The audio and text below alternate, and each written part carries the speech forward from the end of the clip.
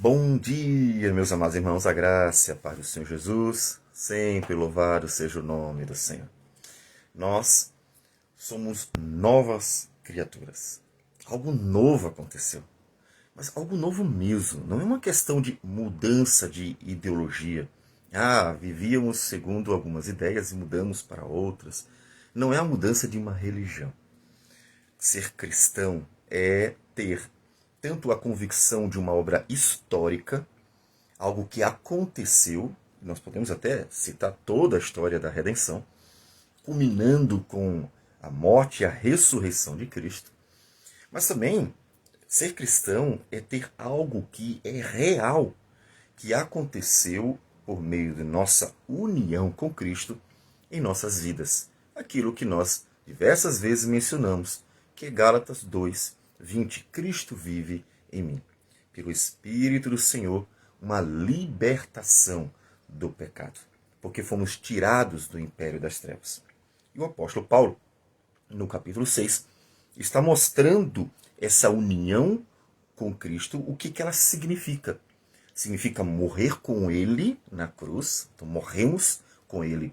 O velho homem se foi, morremos para o pecado, fomos completamente libertos da dívida que tínhamos, porque foi paga na cruz do Calvário pelo Senhor Jesus, e nós somos unidos a Ele. E na sua ressurreição surge um novo homem. E esse novo homem é realmente novo em seu viver. E então o apóstolo Paulo nos conduz a vivermos a nova vida por meio dessa graça que nos foi dada, viver para o Senhor. A partir do versículo 15, então, ele vai ser bem aplicativo, direcionando o seu olhar para o destinatário, a fim de que eles realmente apliquem tudo aquilo que ele acabara de falar à vida deles. Portanto, observe a preocupação do apóstolo em fazer com que aquilo que é ensinado, o Evangelho, ele tenha implicações práticas na vida daquele que entende. Não é só compreender, é aplicar tudo aquilo que diz respeito ao nosso viver. E ele diz então, no versículo 15, e daí?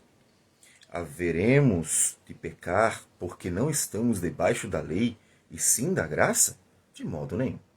Aquelas perguntas retóricas que Paulo gosta de fazer para dar início a um assunto.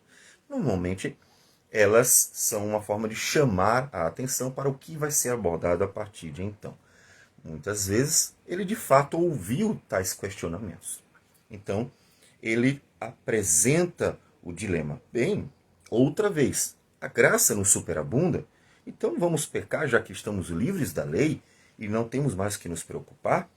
Observe que antes algo semelhante ele havia levantado como questão.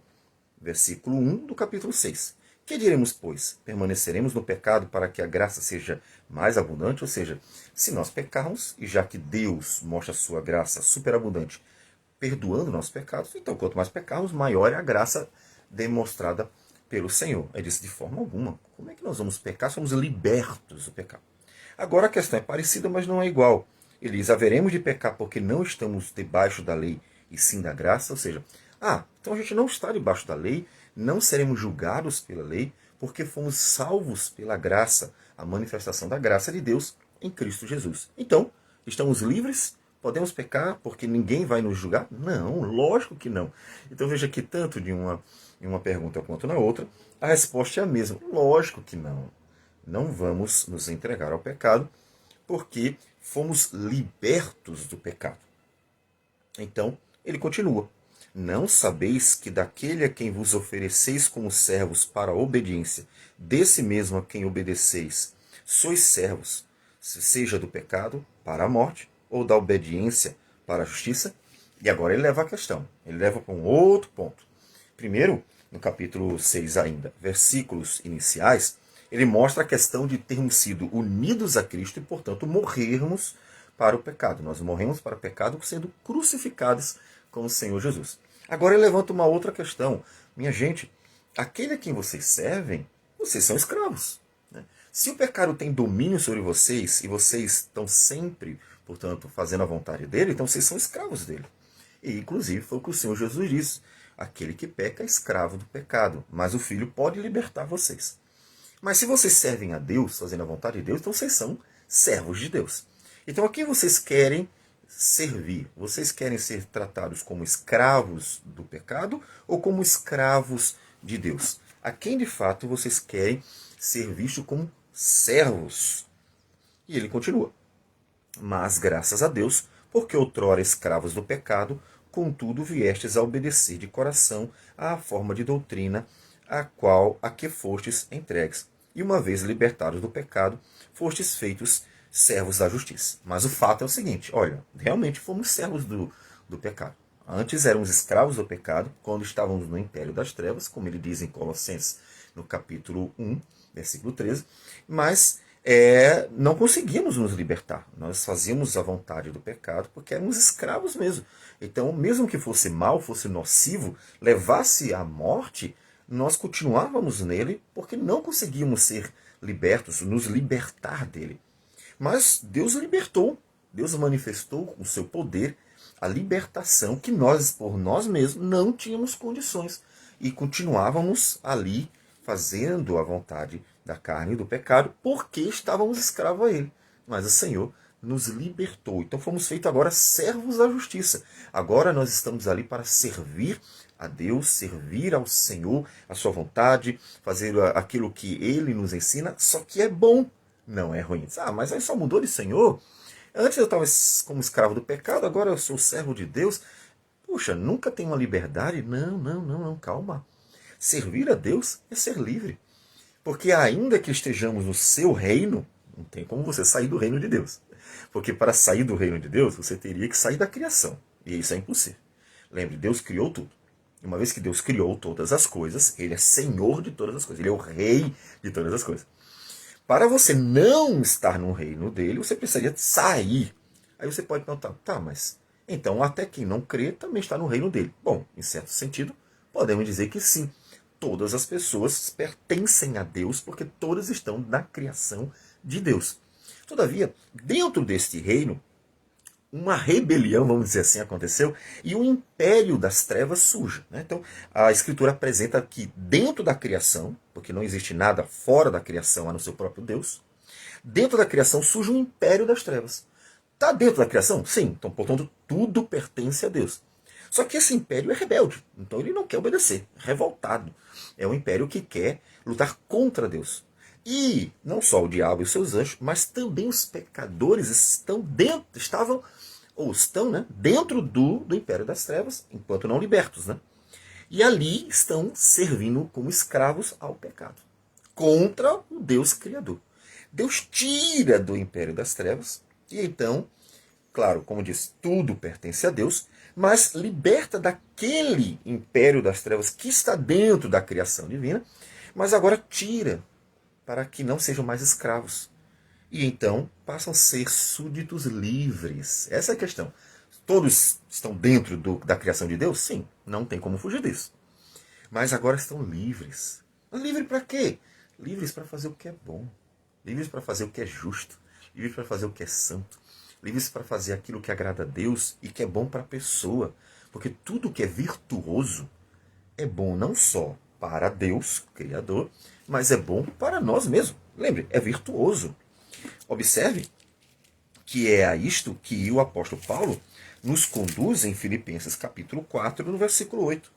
Finalmente, irmãos, tudo que é verdadeiro, tudo que é respeitável, tudo que é justo, tudo que é puro, tudo que é amável, tudo que é de boa fama, se alguma virtude há e se algum louvor existe, seja isso o que ocupe o vosso pensamento. Então, veja que ele nos conduz à virtude.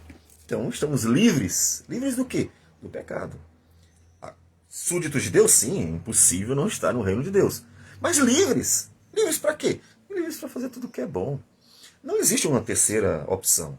Essa é uma questão que sim, tem que ser tratada de forma muito básica. Ou é mal, ou é bom. Não existe uma terceira opção. Inclusive até as demais religiões sabem isso. Na verdade, é porque não tem como fugir disso. É a realidade. A realidade é, ou existe o bem ou o mal. Ou seja, ou aquilo é bom ou aquilo é ruim. Não tem uma terceira opção. Então, ser livre é ser livre do que é mal. Porque o que é mal não só diante de Deus, mas é mal para nós mesmos. Então, libertos, para agora viver no reino de Deus, que é um reino bom, em que Deus manifesta o amor, a justiça, a verdade, a bondade, a paciência, e assim vai. E viver as virtudes nesse reino, que é algo bom para a gente, e é algo agradável a Deus. Estão libertos. E ele continua: falo como homem por causa da fraqueza da vossa carne. Assim como oferecestes os vossos membros para a escravidão da impureza e da maldade, para a maldade, assim oferecei agora os vossos membros para servirem à justiça, para a santificação. Veja, ele olha para eles, vê vários problemas, inclusive a gente vai ver depois do capítulo 12, várias correções que o apóstolo Paulo vai fazer, mostrando que eles tinham problemas que precisavam ser corrigidos dentro da igreja. E aqui ele já sinaliza: olha, eu vi a fraqueza de vocês de vez em quando estão envolvidos em coisas que são infantilidades cristãs, ou seja, é aquilo que às vezes ele chama de carnalidade, que é agir segundo a carne, que é ao mesmo tempo a infantilidade dentro do cristianismo. Ou seja, poxa, não era para você estar fazendo isso, né? Você é um cristão. Então, ele vê certos problemas e diz assim: olha, vocês antes estavam servindo ao pecado, fazendo a vontade do pecado. E vocês faziam isso e se entregando, né? E é até interessante que ele mostra, olha, quando é escravo do pecado, ele se entrega ao pecado. O homem se entrega de corpo e alma, né? Então, o homem pratica o pecado com gosto. Agora, ele diz assim: puxa, vocês quando eram escravos do pecado faziam com gosto que era mal. Agora, façam com deleite, com alegria, com intensidade, com dedicação, que é bom. Aquilo que agrada a Deus. Porque quando eres escravos do pecado, estavam isentos em relação à justiça. Ou seja, quando vocês eram escravos do pecado, vocês não eram servos da justiça. Portanto, faziam o que era mal e estavam completamente livres da justiça. É claro que isso não significa, não iam ser condenados, porque nem sabiam de nada. Não, não. A salvação não vem por causa da ignorância. O homem não sabe o que é errado e o que é certo, então está livre da condenação. Não, o que é errado. Ele, se analisar, vai chegar à reflexão de que pratica coisas erradas. Então, salvação não é sinônimo de ignorância. Mas eles estavam completamente livres, ou seja, desconheciam, não viviam para a justiça. Então, eles estavam praticando só o que era mal. Ele não entra, né, esse não é o foco dele, a gente vai ver agora no capítulo 7 isso, a tensão que existe entre o homem criado à imagem de Deus, mas essa imagem contaminada. Mas ele é a imagem de Deus. Como é que o homem consegue fazer coisas boas? Um ateu consegue amar seus filhos? Como é que uma pessoa de uma religião que oferece sacrifícios aos deuses consegue praticar coisas boas, como ser paciente, como ser bondoso com alguém? Sim, se você olhar no mundo inteiro, pessoas praticam bem, mesmo com as crenças mais variadas, inclusive o ateísmo. Mas como é que pessoas que têm crenças tão horríveis, como é que um assassino, vamos botar aqui, um cara de uma gangue, de uma máfia qualquer, um assassino, ele consegue, ao mesmo tempo, ajudar o seu amigo, fazer o que é bom, ter paciência e outras coisas? Como é que ele consegue? Porque nós somos a imagem de Deus, mesmo que esteja contaminada. Então, por isso existe a tensão, que aí no capítulo 7 nós vamos encontrar essa tensão direitinho. E então, aqui ele não apresenta, aqui ele está mostrando que estávamos no Império das Trevas e éramos escravos, e fazíamos só o que estava em acordo com aquele império.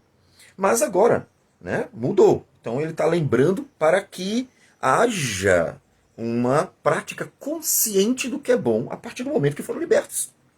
Naquele tempo, que resultados colhestes? Somente as coisas de que agora vos envergonhais, porque o fim delas é a morte. Lembra? Tudo que o pecado leva é para a morte. Só para o que é ruim, só para o que é mal. Então, agora vocês sabem disso, vocês têm consciência disso. E vão para a justiça. Porque o salário, agora, porém, libertados do pecado, transformados em servos de Deus, tendes o vosso fruto para a santificação e, por fim, a vida eterna.